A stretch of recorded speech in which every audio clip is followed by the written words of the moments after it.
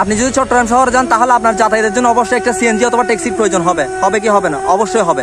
আপনি যাতায়াতের জন্য একটা সিএনজি কে কি সিঙ্গেল দিছে, ওইখানে ভিতর দুজন ব্যক্তি থাকবে, একজন নেমে যাবে, আপনাকে মাঝখানে বসতে হবে, আপনি এক পাশে বসতে পারবেন না, কারণ আপনি কি এই সম্বন্ধে কোনো আইডিয়া নেই আপনার। মাঝখানে বসবেন, বসার পর কিছু দূর গাড়ি চলবে, চলতে এই দুইটা মানুষ আপনার সাথে এত পরিচয় হবে, আপনার বাড়ি কই, আপনার ঠিকানা কই, আপনি কোন জেলায় জন্মগ্রহণ করছেন, আপনার গ্রামের নাম কি, আপনি কোন ইউনিভার্সিটি থেকে লেখাপড়া করছেন, কতটুকু লেখাপড়া করছেন, আপনার কোন গ্রুপ নিয়ে লেখাপড়া করছেন, হ্যাঁ আপনার হাইট কতটুকু, এমন ফেরাস্তা আপনি জীবনেও কখনো দেখবেন না। এতটুকু ফেরাস্তা হয়ে যাবে তারা, আপনি বুঝতেও পারবেন না। এই কথা গলে ড্রাইভার কি করবে, বিকল্প রুট ব্যবহার করে। আপনি যে জায়গায় যাবেন, আপনি ধরেন নিউ মার্কেট থেকে আপনি হচ্ছে মুরাদপুর যাচ্ছেন, মুরাদপুরের রুট থাকবেন, আপনারা কি হালিশহর রোডে নিয়ে যাবেন, হ্যাঁ ওই রোডে নিয়ে যাবেন। আপনি তো রুট দেখতেছেন, আপনি ওদের সাথে খুব ভালো সম্পর্ক করতেছেন, কিন্তু কত দূর যাওয়ার পর আপনাকে একটা রুমাল অথবা একটা কি গামছার মাধ্যমে কি হয়তো গামছা দিয়ে মুখ বেঁধে ফেলবে, না রুমাল শুকিয়ে কি অজ্ঞান করে ফেলবে।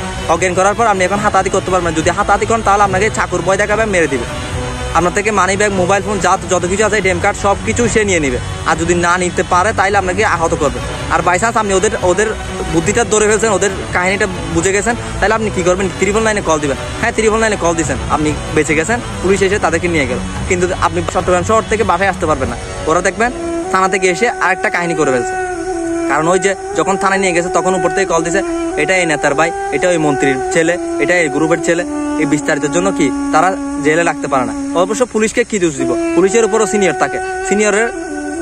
থাকে। মন্ত্রী যখন কল দিবে পুলিশের সিনিয়রকে, পুলিশ যখন কনস্টেবল এসআই ওদেরকে বলবে যে এদেরকে ছেড়ে দাও, ওরা নির্দোষ। কোন দেশে আছি আমরা? এদের কোনো শাস্তি হবে না। এদের শাস্তি চাইলে আপনাকে জেলে নিয়ে যাবে। কাদের যাবজ্জীবন কারাদণ্ড হয়? যারা ওয়াসের মাধ্যমে হুজুর একটা কিছু কথা বললে তাদের যাবজ্জীবন কারাদণ্ড, তাদেরকে আর ছাড়াতে পারবেন না, মৃত্যুও কেন হবে। কিন্তু যারা ছিনতাইকারী, যারা বাটপার, তাদেরকে কি খুনি, এগুলাকে কি কেন নিবে না? কিছুদিন আগে একটা ঘটনা করছিল, ছোট বাচ্চাকে দর্শন করে কি ধান খেতে মেরে ফেলছিল। ওই মানুষটাকে থানায় নিয়ে গেছে, হয়তো তাকে 1 বছর 1.5 বছর জেলে দিবে, সাজা দিবে, কিন্তু তারপর অন্য মন্ত্রী এসে তাদেরকে ওইখান থেকে ছাড়িয়ে নিয়ে যাবে। এরপর সে আরেকটা ক্রাইম করবে। এভাবে বাংলায় চলতে থাকবে, দুর্নীতি শেষ হবে না। আপনি দুর্নীতিগুলোকে বিচার চাইতে পারবেন না, চাইলে আপনারা থানায় নিয়ে যাবেন। কোন দেশে আছি আমরা? এই বিষয়টা, যে চিন্তাকারীর বিষয়টা, আমার অভিজ্ঞতা থেকে বলছি। আপনারা এটা থেকে সতর্ক থাকবেন, বিষয়টা ভালোভাবে বুঝবেন, আর অন্যজনকে দেখার জন্য শেয়ার করে দিবেন।